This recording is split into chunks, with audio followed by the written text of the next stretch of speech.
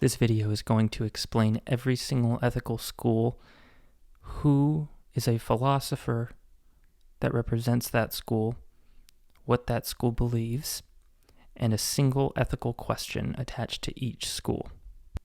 Your responsibility in the Canvas assignment is to go to the ethical school that you were placed in, to write down what school you belong to, who the philosopher of that school, the representative philosopher of that school is, and then finally, I want you to ask the question that is attached to that school. In the description below, there is going to be a timestamp for the overall category in which your ethical school belongs. So make sure that you're paying attention to this part right now that tells you which category your ethical school belongs. If you are unsure what ethical school you belong to, this can be found under the ethical school placement announcement in Canvas. There are a total of 4 overarching categories of ethical schools. The first category is meta ethics.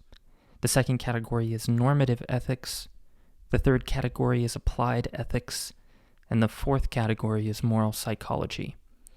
Pay attention to determine which category your school falls under. The schools that fall under the category of meta-ethics are cognitivism, moral skepticism, moral nihilism, epistemological moral skepticism, and non-cognitivism. The schools that fall under the category of normative ethics are virtue ethics, stoicism, contemporary virtue ethics, ethical intuitionism, hedonism, Cyrenaic hedonism, Epicureanism, state consequentialism, utilitarianism, deontology, Kantianism, discourse ethics, pragmatic ethics, ethics of care, role ethics, anarchist ethics, and postmodern ethics. The schools that fall under the category of applied ethics are bioethics, business ethics, machine ethics, military ethics, political ethics, public sector ethics, relational ethics, and animal ethics. The schools that fall under the category of moral psychology are moral responsibility, altruism, psychological egoism, moral luck, and evolutionary ethics. We begin with the category of meta-ethics. Meta-ethics is going to ask the question whether or not we can ever know what is right and wrong. It doesn't necessarily deal with what makes something right or wrong, or what is right or wrong. The first question that's most important in meta-ethics is whether or not we even know what is right or wrong. There are a couple of different schools that fall under this, but the 2 main categories of school fall under cognitism and non-cognitivism. So let's deal with cognitism first, since it's just one school, and then non-cognitivism can be separated into 4 different schools. Very simply, cognitivism teaches that what is right and wrong is something that's inherent. It's something that's natural to human beings. So every single one of us fall under the same law. That law comes from something that has put it inside each individual human being. It is not something that's necessarily formed by our environment. It could be formed, but most importantly, it's something that is very consistent. There is a right and there is a wrong, and there's not a lot of leeway behind that. Cognitivism is the oldest school of philosophy. So a perfect example of a philosopher who subscribed to cognitivism is an ancient Greek philosopher by the name of Protagoras. Protagoras is actually a philosopher who predates Socrates, Plato, and Aristotle. He believes that everything that we know to be right and wrong is part of the human experience. It's part of human nature. Here's the question I want you to answer. Why is murder wrong? The other idea behind metaethics that's in direct opposition to cognitivism is non-cognitivism. And non-cognitivism is broken down into 4 different ethical schools. Non-cognitivism, this is a little bit confusing. Non-cognitivism is actually one of the schools within non-cognitivism. There is a more general idea of non-cognitivism, a school that we call moral skepticism. So make sure that if you got non-cognitivism as your school, you are not answering this first question. This first question is related to those who were placed into the school of moral skepticism. Moral skepticism is the very general understanding of non-cognitivism, because all that it teaches is that anything that we believe to be right or wrong, we cannot know whether or not that is true. It's a very simple understanding of non-cognitivism. Perhaps the most famous moral skeptic was an Enlightenment thinker by the name of David Hume. David Hume sort of set up the Enlightenment to incorporate thinkers such as Thomas Hobbes and John Locke, and eventually those are going to get us into the idea of American morality and American culture and the Constitution. So David Hume is kind of the precursor to all of that, and his philosophy is centered in this idea that we can never know what is right and what is wrong. Here is the ethical question that I want you to answer. Imagine you visit a remote tribe on some distant island that is relatively untouched by other societies. As a sign of hospitality and respect to you in their culture, this tribe offers you a young child that you're supposed to murder. If you turn them down, that would be a sign of great disrespect to their culture. What do you do in this situation? Another school of ethics that falls under the umbrella of non-cognitivism is moral nihilism. Moral nihilism teaches very firmly that there is no right or wrong. There really is absolutely no way for us to ever know, and a moral nihilist will not be open to the possibility that we can ever know what is right and what is wrong. A perfect example of this is the famous German philosopher Friedrich Nietzsche. He's the one who set up the idea of nihilism in general, and moral nihilism falls under that school. Here's the ethical question that I want you to answer. In your opinion, why is life worth living? Also answer, why is life worth living with other people? The next school within non-cognitivism is the school of epistemological moral skepticism. This is pretty much identical to moral skepticism, but it goes a little bit deeper by making the claim that the idea of there being a true right and a true wrong is something that I have no idea about. It could go either way. So if you want to imagine this in simpler language, an epistemological moral skeptic would say, as of right now, I don't believe that there is a true right and a true wrong, but I'm open to the possibility that there is a true right and true wrong. Essentially, they are moral agnostics. The first philosopher who essentially came up with the idea of moral skepticism is actually an ancient Greek philosopher by the name of Pyrrho. Pyrrho is considered the very first Greek skeptic, and he has his own school of ethics called Pyrrhonism. Here's the ethical question that I want you to answer. It is a custom and a tradition of the Korawai people of New Guinea to eat kakuas. Kakuas are witch doctors. The Korawai people believe that these witch doctors spiritually eat people from the inside. So they believe, the people in this tribe believe, that they are justified to literally eat these witch doctors in return. Here's the question I want you to answer. Does this cultural practice bother you? If it does, why? The final ethical school that falls under non-cognitivism is the school of non-cognitivism itself. The reason why it's a little bit more specific is because the school of moral skepticism is very vague. It doesn't give us a lot of details. Non-cognitivism actually stands for something. Non-cognitivism teaches that there is no right or wrong because it's impossible for us to make that claim. There are too many different variables that fall into what we understand to be right and what we understand to be wrong. This takes it a step further than mere moral skepticism. So non-cognitivists are a little bit more set in their beliefs when it comes to the idea of what is right and what is wrong. I'm going to give you the same philosopher that I gave to the school of moral skepticism, and that is the Enlightenment thinker David Hume. David Hume may have began moral skepticism, or may have began at a place with moral skepticism, but as his philosophy became a little bit more honed, he became much more of a non-cognitivist. He became more set in that belief system. Here is the ethical question that I want you to answer.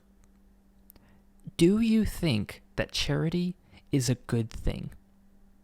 If you do, why do you not give away all of your possessions to be supremely good?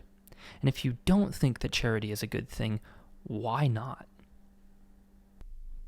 Our next category of ethics is normative ethics. Normative ethics is the most extensive category because instead of dealing with whether or not we can know something is right or wrong or what actually is right or wrong, people who want to study under normative ethics they think that the most important question to ask is what makes something right or wrong. The class as a whole that we're dealing with right now, at Judge, as junior, it is normative ethics. We're trying to determine what makes something right or wrong as of now, and eventually we'll move into future categories.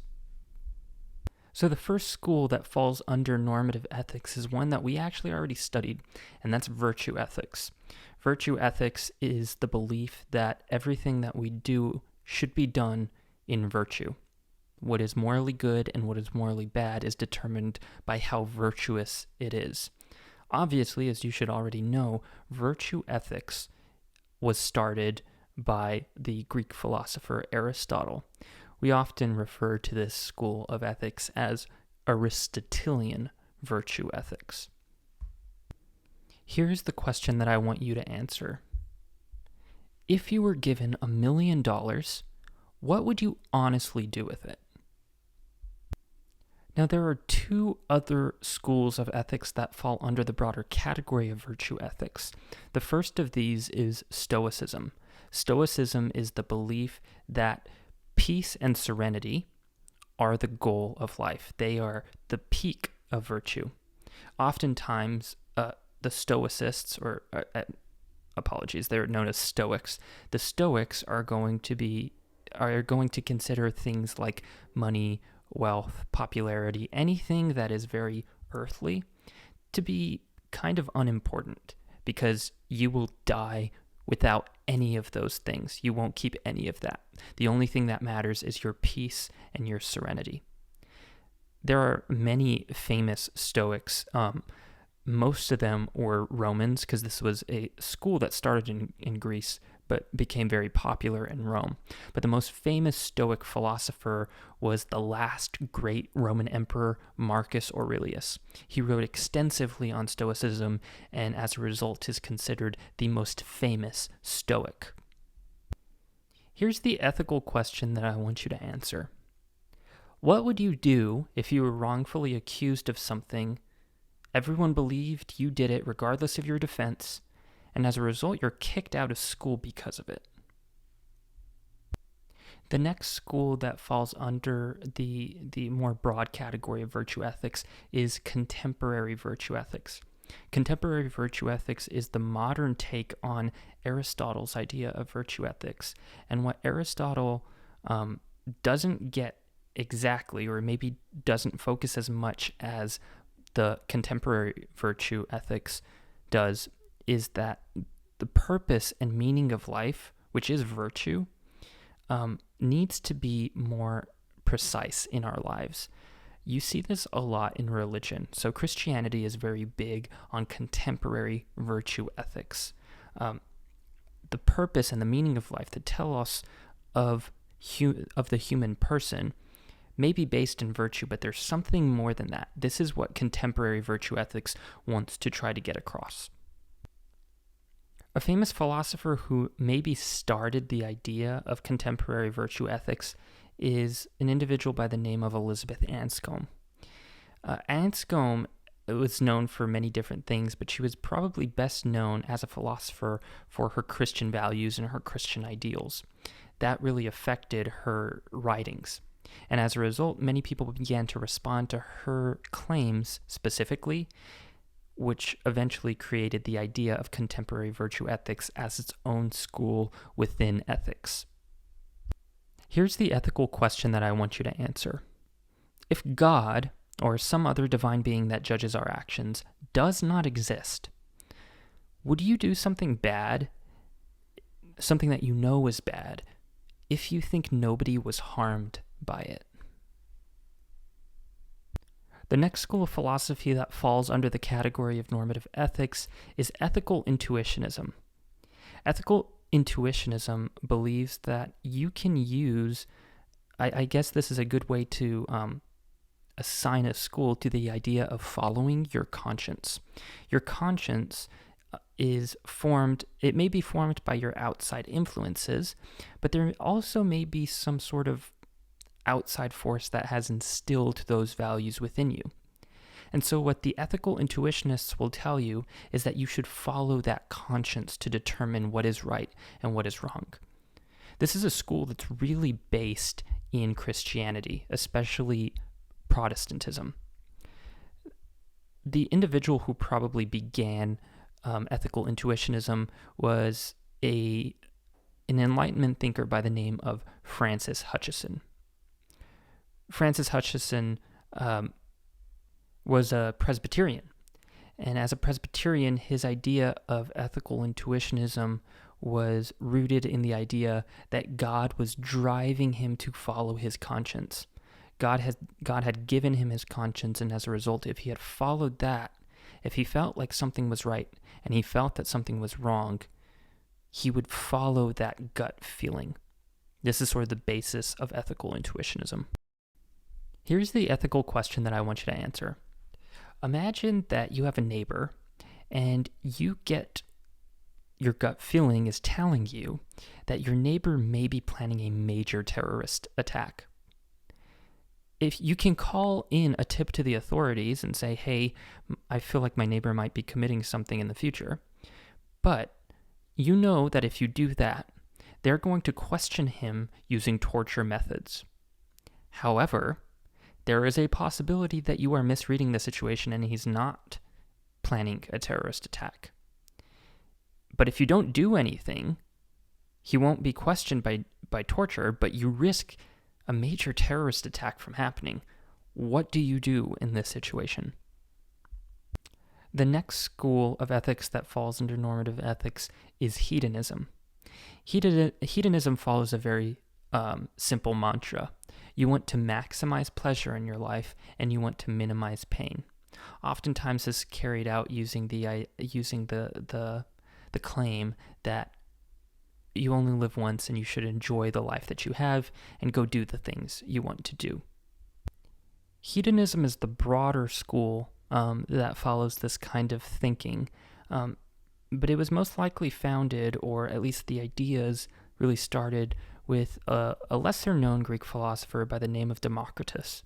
And Democritus is often considered the individual who founded modern science. He at least set up those things that led to that. But his ethics were well known to follow that simple mantra of maximize pleasure, minimize pain. He was very much disliked by Plato, who was a student of Socrates, and his teachings go very much against the teachings of Plato and Socrates. Aristotle thought he was okay. Here's the ethical question that I want you to answer. Do you think we should exercise? Why or why not? One school of ethics that falls under hedonism is Cyrenaic hedonism. And Cyrenaic hedonism is so called because it was founded by another Greek philosopher by the name of Aristippus of Cyrene. Aristippus takes hedonism and magnifies it. He teaches that here's what you should do. If you have a desire, follow that desire, no matter what it is. Even if it's a fleeting desire, go and satisfy that desire. Don't say no to yourself. Enjoy yourself. Eat, drink, and be merry, for tomorrow we die, is a famous quote from Aristippus. Here is the ethical question that I want you to answer. It is your last day on earth. What do you do? There's another school of ethics that falls under the broader category of hedonism, and that is Epicureanism. Epicureanism is named after the Greek philosopher Epicurus, who looked at Cyrenaic hedonism and Aristippus and said, that is way too extreme. What we should understand is that pleasure is a good thing, but there are some things that you want to stay away from. You shouldn't follow every single desire that you have. The only pleasures that you should go follow, that you should go seek out, are those pleasures that coincide with virtue, because Epicurus was also a proponent of Aristotelian virtue ethics. Here is the ethical question that I want you to answer. What do you think happens after we die? The next school of ethics is state consequentialism. State consequentialism teaches that the morality of your actions is most likely dependent on the way that it affects your country or your place of where you live. I think that individuals who see their community, see their city, maybe their town, individuals like that would fall under the category of state consequentialism, because what matters most is that you do what is right for your own, which has been a very common school of thought throughout history. We get the idea of state consequentialism from a Chinese philosopher named Xunzi. Xunzi lives kind of around the time of Aristotle and Plato. His philosophy is really formed by the way that the Chinese dynasties at the time, what was best for those dynasties. And whatever was best for those dynasties is probably what you should be doing. Here's the question that I want you to answer. Imagine that the United States is in a war. By every way you look at it, it seems to you like the United States is the bad guy. After a while, you're drafted into the U.S. military, and you're going to be forced to serve. What should you do? The next school of ethics is one that we're going to cover a lot in this class, and that is utilitarianism. Now, technically, utilitarianism falls under the branch of the school of ethics known as consequentialism, but for the sake of brevity, I'm going to conflate the two and say that they're the same thing. Broadly speaking, utilitarianism teaches that the consequence is the most important part of the moral act. Whatever happens as a result of everything is most important. Not the action, not the intention, but the consequence. So in this case, you may be, what's the word? It may be morally illicit for you to do something wrong or something that you think is wrong if it leads to a good outcome. This is what the utilitarians would say. There have been many famous utilitarian philosophers throughout history, but one that we're going to cover a lot in this class, and one that I think is someone who's really important to the areas of philosophy in the world today is an Australian philosopher by the name of Peter Singer. Peter Singer has a few different utilitarian approaches, and we're going to cover a lot over the course of this semester. Here's the ethical question that I want you to answer. Should drugs be legal or illegal? What would happen if all drugs were made legal? And please answer, what would happen if all drugs were made illegal? The next school of ethics is a very simple and a very broad one, and that is deontology. Deontology, if you want to make this as simple as possible, deontology is the school of ethics that believes that of the three parts, the three aspects of the moral act, the intention, the action, and the consequence, the action is the most important. Everything that is considered good or bad really depends on whether the act that you're committing is good or bad. Now, deontology is a very broad school of ethics, and there are other schools that are a little bit more specific that fall under deontology, but deontology generally is founded or is taught most famously by a philosopher named Immanuel Kant. We're going to cover Immanuel Kant a lot in this class. In fact, all of next week will be dedicated to his school of ethics, which is what we are going to get into next. But before we do that, if you were assigned to the school of deontology, here's the ethical question that I want you to answer. Imagine you cheat on a test and you get a perfect score. Eventually you feel really guilty about cheating on it, and you go and tell your teacher that you cheated.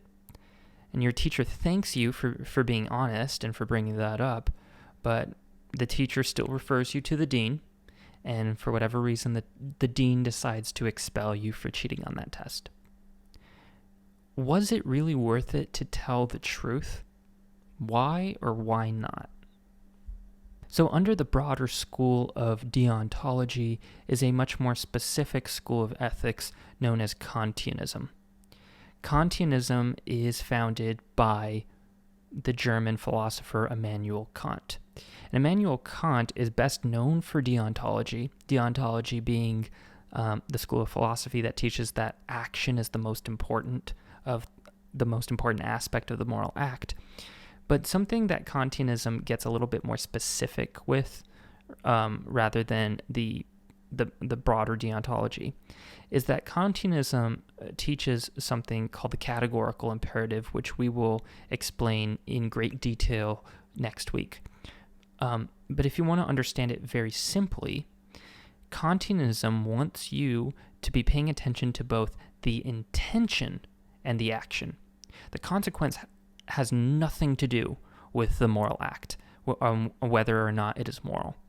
But the intention and the action together make up how moral an act is. If you were assigned to the school of Kantianism, here is the ethical question that I want you to answer. Why should you bother doing something good? A far less popular school of ethics that falls under the broader category of deontology is the school of discourse ethics. Discourse ethics was proposed by a very modern German philosopher by the name of Jürgen Habermas.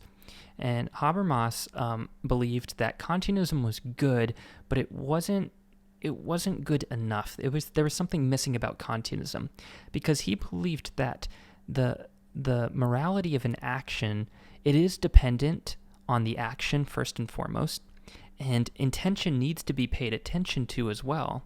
However, other people need to know what your intention is in order for it to be a truly moral act.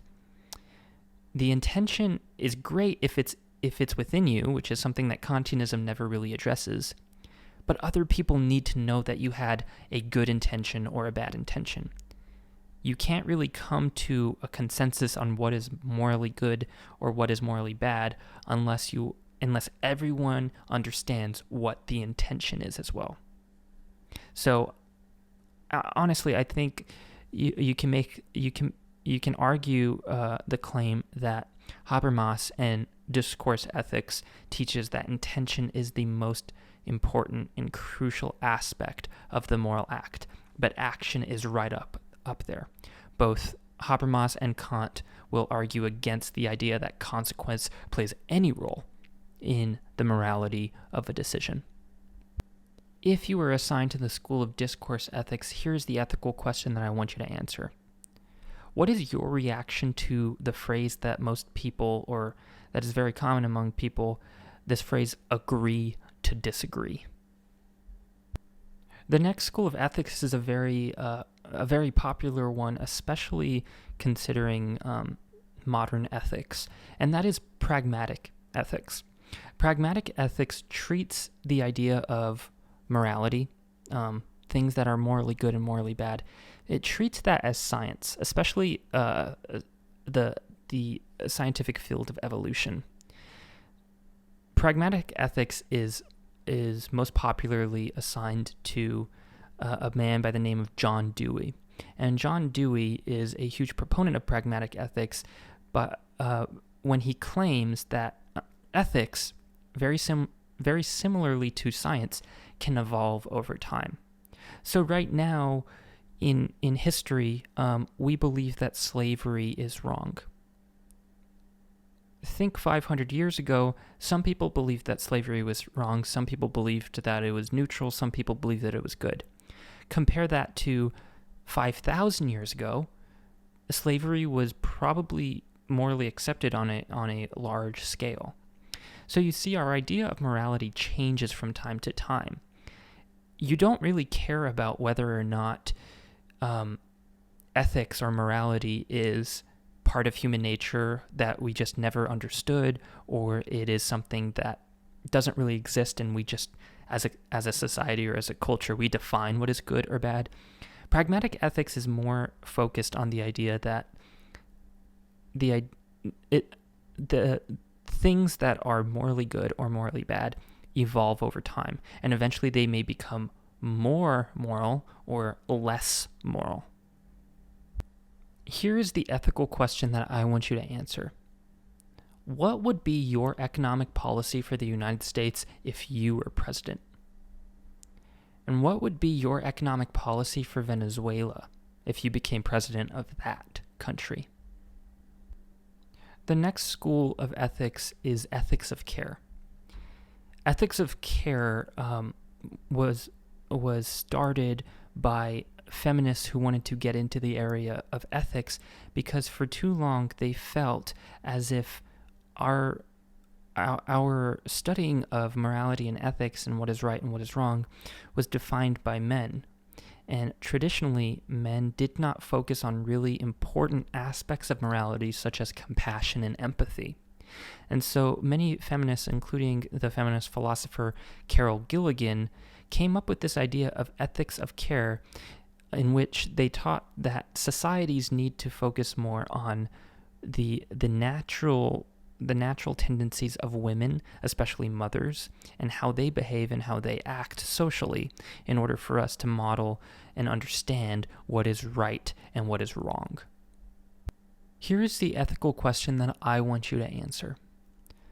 What would be some qualities that would make up the ideal presidential candidate for the United States? The next school of ethics is role ethics. And role ethics is probably the most traditionalist school of ethics because it focuses on the idea that you as a person have a part in society. You play a role in society. And whatever that role is, you must do what is asked of you in that role. And so a role ethicist, first and foremost, role ethics is based a lot in the teachings of the Chinese philosopher Confucius. And Confucius speaks a lot about this. This has been the case for thousands and thousands of years within human history, and only recently has it slowly been abandoned by societies and cultures. But what role ethics wants to pay attention to is that, maybe you're a father, and therefore your role as a father is to go to work, make a living, and provide for your family. A role ethicist would say, if you're a mother, your role requires you to stay at home and raise the children and to be a homemaker. And as a child, your role as a child is to maybe go to school and obey your parents. It's a very traditional model, and it's one that only recently has been slowly abandoned. Here is the ethical question that I want you to answer. Who is the most important member of society? The next school of ethics is one that's very important in modern history, and that is anarchist ethics. Very simply, anarchist ethics teaches that authority at its heart is inherently wrong. The idea that anybody can tell you what to do is inherently wrong. Anarchism really began in the early 1900s with a Russian philosopher by the name of Peter Kropotkin. Peter Kropotkin, he began to teach the ideas of anarchism, and he tied that with the ideas of Karl Marx and Friedrich Engels and their ideas of communism. This was a very new thing at the turn of the 20th century, and it led to many wars throughout Europe and Asia. But at its heart, an anarchist is someone who is going to challenge authority and will want to do things on their own individually. If you were assigned into the school of anarchist ethics, which is a very interesting school to be placed in, here's the ethical question that I want you to answer. Imagine that you were a high school history teacher. What I want you to do is I want you to tell me, how would you design your class? Give me all the details. What does the classroom look like? What would your assignments be? Would you be easy or difficult? How would you grade your students? But most importantly, I want you to answer this question: what would be your expectation for classroom behavior? The next school of ethics is the school of postmodern ethics. Now, I try to be pretty fair, and I try to be unbiased in the way that I teach these different schools of philosophy and these different schools of ethics. But this is something that I have a very hard time being unbiased about. I believe that postmodern ethics is the most dangerous idea for human survival right now. It's become very popular, and I think it could lead to the total destruction of human civilization. But I digress from that. I won't go any further into that. Postmodernism, very simply, teaches that everything that we kind of know structurally, the way that the world works, the things that we know about human beings, what human beings are like, who you are as a person, all of that is just a societal construct. None of it is really natural. These are things that were built up by human beings. And as a result, it kind of makes it seem as if postmodernism and postmodern ethics believes that, well, there is no right or wrong. A lot of that is essentially just things that people have told you. You live in the United States, and so people who have lived in the United States, people who created the United States, all of those things led up to you being told, this is right, this is wrong. If you really want to understand postmodern ethics, it is essentially relativism. Since postmodernism is one of the most recent schools of ethics to pop up in history, all of the postmodern ethics that we're aware of come from the 20th century or the 21st century. And there are a lot of really important, really famous philosophers who subscribe to postmodern ethics. Perhaps the most famous one is a French philosopher by the name of Jacques Derrida. Jacques Derrida speaks a lot on different things. He speaks on art, architecture, philosophy, politics, music. Everything that he believes it really embodies postmodernism, and I think he's the perfect example of a postmodern philosopher. Here is the ethical question that I want you to answer. What are you passionate about? There has to be at least one thing in your life that you are very passionate about and that you love. And maybe even you want other people to love it just as much as you do. If that's the case, explain your answer. What are you passionate about? Explain your answer as if you are trying to persuade me to be just as passionate about that thing as you are. The next category of ethical schools is applied ethics. If you were placed into one of these schools, chances are you don't really care about, or you're not really focused on what makes something right or wrong, or whether or not we can know something is right or wrong. You want to get to the heart of the issues. You want to start understanding what is right and what is wrong. You'd much rather be discussing the morality of a certain thing rather than discussing the foundational stuff, what is moral, what is immoral. Chances are this class has not been what you expected because we have not focused on applied ethics yet. But within applied ethics, there are different schools that focus on different areas. Based on your answers in your quiz, one of these areas seems most interesting to you. The first area of applied ethics, it's not necessarily a school, but it is an area of study within applied ethics, and that's bioethics. Bioethics has to do mainly with medicine and things that fall under that category. So the individual who began the concept of bioethics is not a philosopher, but a physician. His name was von Rensselaer Potter. Because you are most interested in ethics as it applies to medicine, I want you to answer the following ethical question. All doctors have to take the Hippocratic Oath, which the most important part of that oath is, above all, do no harm. I want you to answer this question. Do you think that there are any exceptions to this? And if you don't, how do you determine what is harmful? What makes something harmful? The next area of applied ethics is business ethics. Business ethics has to do with mainly the economy. Capitalism, or at least the arguments between capitalism and communism, or I wouldn't say communism, sorry, socialism as an economic policy. These are huge arguments that are occurring right now in human history. And so what somebody who is interested in business ethics cares about is what is right and what is wrong about having a business, making money, contributing to the economy.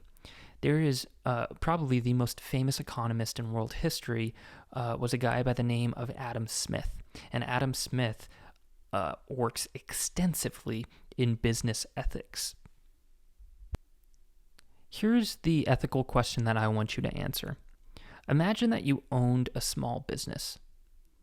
And then I want you to also imagine that you have the ability to see into the future.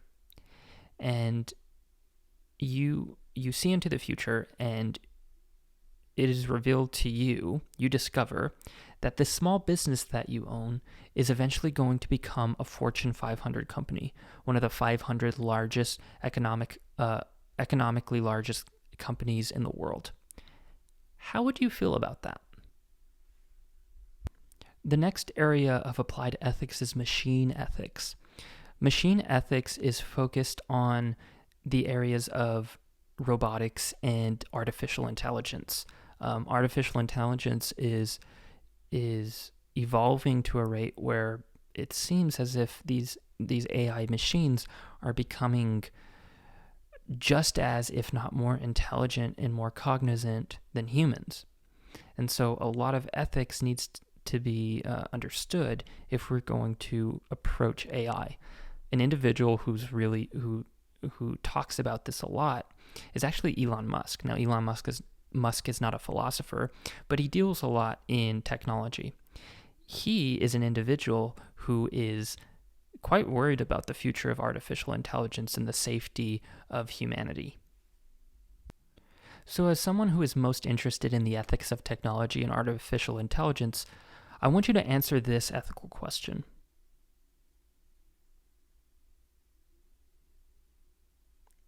Are you afraid or excited about the future of artificial intelligence? And tell me why. The next area of applied ethics is military ethics. This has to do with wars and the treatment of prisoners of wars and the like. An individual that we should focus on when dealing with military ethics is a man by the name of Henry Dunant. And Henry Dunant was his approach to a war in the late 1800s. I'm blanking on which war. The way that he saw the treatment of prisoners and the way that he felt the war was carrying on, he wrote about it, and his writings eventually led to the concept of the Geneva Convention. Now, what the Geneva Convention does is it sets parameters as to what is and what is not allowed during wartime. And if something is not allowed during wartime, international law can try those states or those countries for crimes against humanity, which eventually we see in World War II with the Holocaust. So if this is the area that interests you most when it comes to applied ethics, I want you to answer the following ethical question. What makes a war just? The next area of applied ethics is political ethics.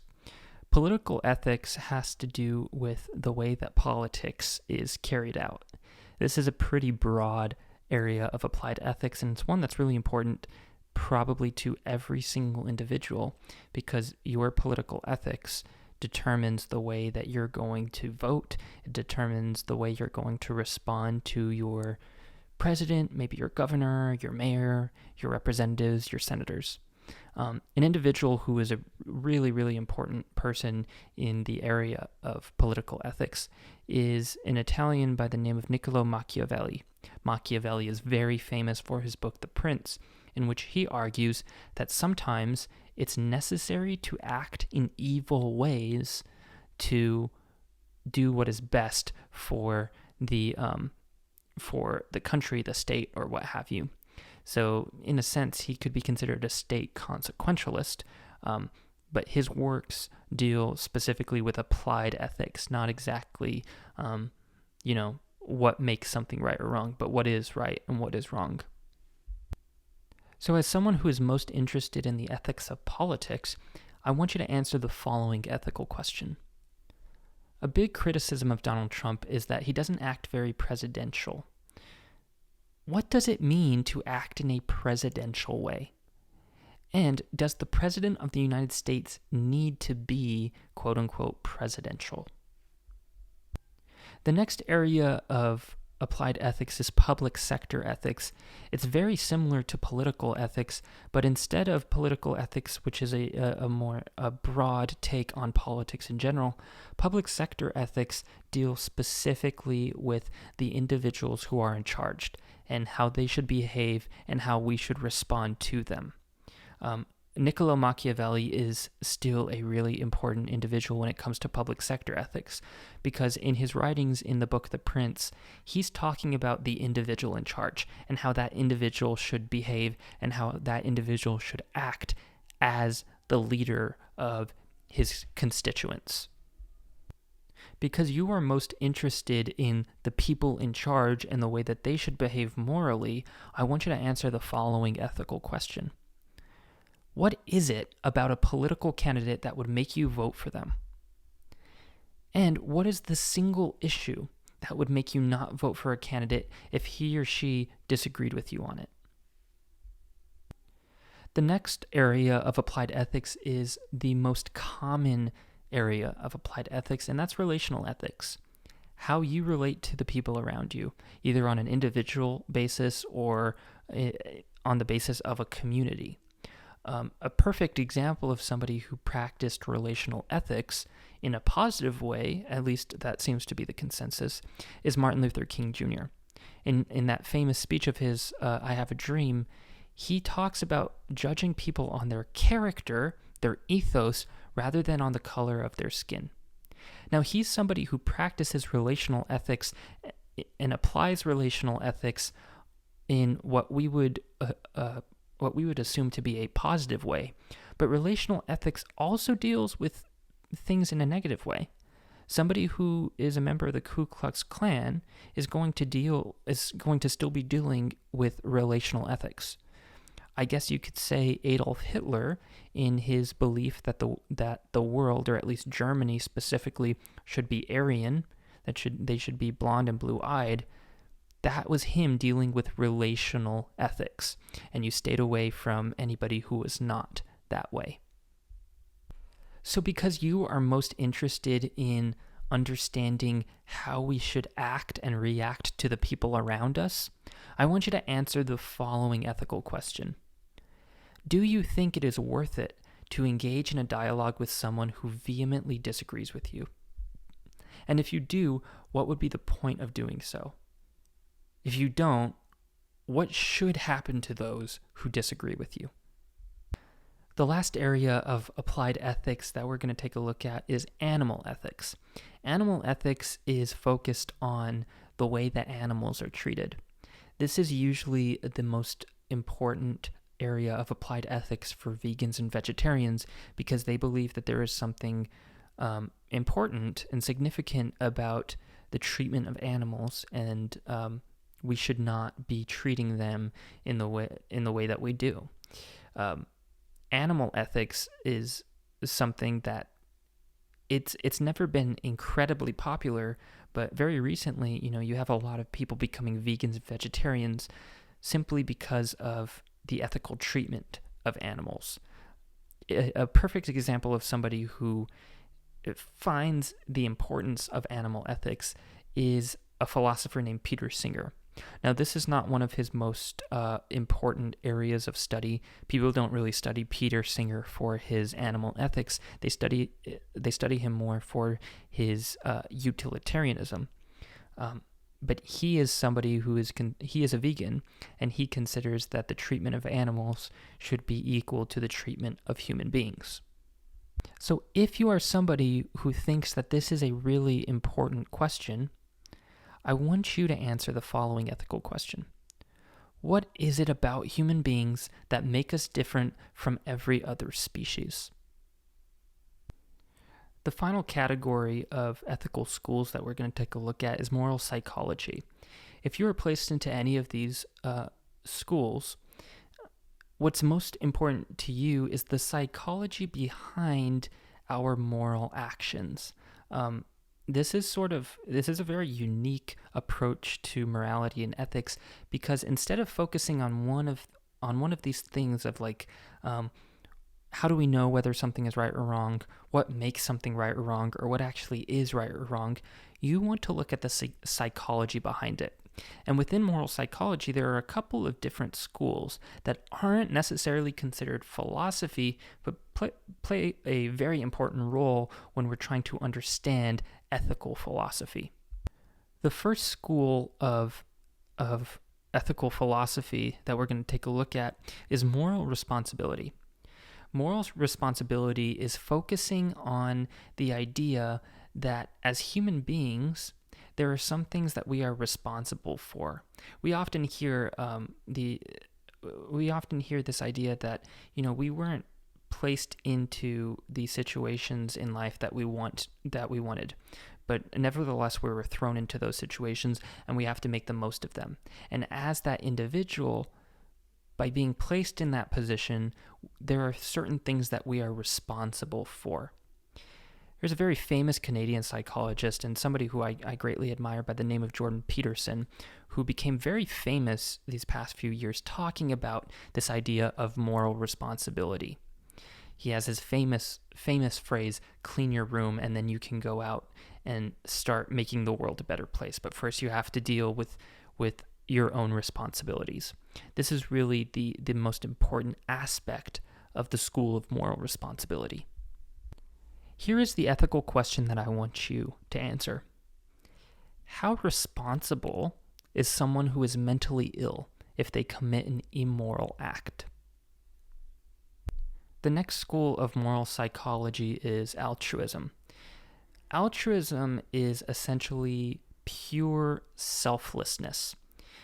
The point of altruism is to put the worries and the needs of others before your own. You would much rather have everybody be taken care of before you take care of yourself.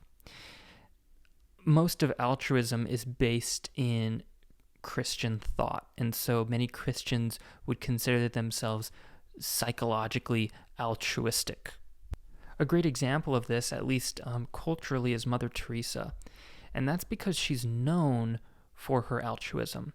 Not necessarily because she was altruistic, but because she now has that reputation for being altruistic by giving up her life and by going into the streets of Calcutta in India and serving the poor and the sick and the needy. You're going to find that a lot of Christian saints abandon their lives of comfort in order to pursue a life of altruism. Here's the ethical question that I want you to answer. What do you think would happen to the world if every single person was completely selfless? The next school of moral psychology is the complete opposite of altruism, and that is psychological egoism. The understanding of psychological egoism is that you must take care of your own needs before anybody else's. This is the thinking that a psychological egoist would have, is that you cannot take care of others before you take care of yourself. The idea of psychological egoism actually comes from a person that we see in another ethical school called Epicureanism, and that's the Greek philosopher Epicurus. Epicurus is a huge proponent of psychological egoism, that it is most necessary to take care of your own needs and desires before you start taking care of other people. So here is the ethical question that I want you to answer. What do you think would happen to the world if every single person only cared about themselves? The next school of moral psychology is moral luck. What moral luck teaches and what moral luck believes is that everything that you get in life is simply chalked up to luck. There are some people who just it seems as if they just can't catch a break. Everything is against them. And then there are some people who were born into really great situations, who are very healthy, and as a result are considered really good people because all of the conditions that were necessary for them to make the right decisions in their life were available. The idea of moral luck was introduced by a very famous philosopher, a modern philosopher by the name of Thomas Nagel. He is considered the first person to coin the term moral luck, and as a result, he's considered the father of this school of psychology. Here's the ethical question that I want you to answer. If you're born into a very wealthy and happy family, why should you still have the opportunity to become more successful in the future, especially over someone who was not as lucky as you? The final school of moral psychology is evolutionary ethics. Evolutionary ethics is sort of the psychological study of social Darwinism. Hopefully you understand what social Darwinism is by now. Evolution as a concept is mostly assigned to Charles Darwin. And according to Charles Darwin's approach to evolution, many people took social Darwinism and applied his teachings on evolution to social behavior. So, you often hear the survival of the fittest. This is essentially evolutionary ethics. Some people are morally strong and some people are morally weak. Evolutionary ethics is going to teach that those who are morally strong lead, not only are they products of their environment and everything evolved to that point, but at the same time, they are going to produce, moral good over moral evil in the future. So someone who's considered morally good produces a more moral society, and someone who is morally evil produces a more morally evil society. Here's the ethical question that I want you to answer.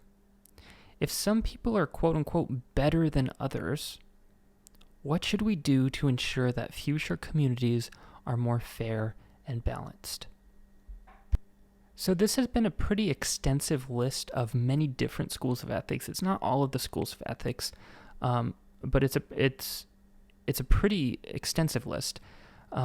What I want you to do is focus on the school of ethics that you belong to, and if you feel as if you really don't belong there, you can go back to this video and you can go and determine you can look into the different other schools that exist out there and try to find one that you think fits you.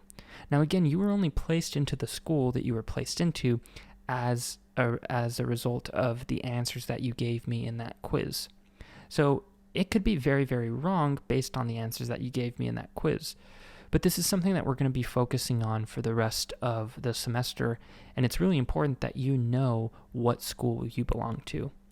If there's any confusion and if there's anything you do not understand, please contact me so that I can give you a better explanation. I know I'm not always the best at giving explanations, but I want you to have a firm grasp on what it is that your ethical school believes.